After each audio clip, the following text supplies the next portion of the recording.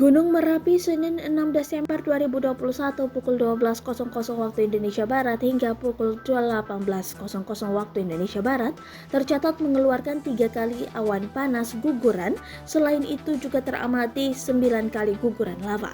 Teramati 3 kali awan panas guguran dengan jarak luncur 1.800 meter mengarah ke barat daya, ujar Kepala Balai Penyelidikan dan Pengembangan Teknologi Kebencanaan Geologi Hani Kumaida dalam laporan aktivitas Gunung Merapi periode pengamatan 12.00 waktu Indonesia Barat hingga 18.00 waktu Indonesia Barat pada Senin 6 Desember 2021 dilansir dari kompas.com.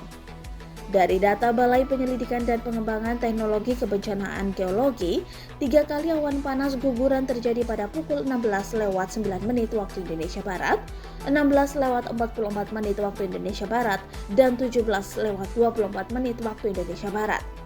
Selain awan panas guguran, teramati 9 kali guguran lava di Gunung Merapi. Jarak luncur guguran lava maksimal 1.800 meter ke arah barat daya. Kemungkinan terjadi awan panas guguran meningkat pasca hujan di sekitar puncak. Untuk itu, masyarakat agar tetap waspada terhadap ancaman bahaya lahar dan awan panas guguran tandasnya. Sampai dengan saat ini, Balai Penyelidikan dan Pengembangan Teknologi Kebencanaan Geologi masih menetapkan status aktivitas Gunung Merapi pada siaga level 3.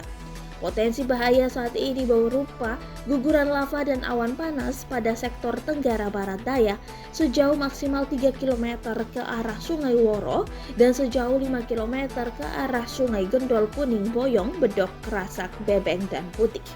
Sedangkan lontaran material vulkanik bila terjadi erupsi eksplosif dapat menjangkau radius 3 km dari puncak.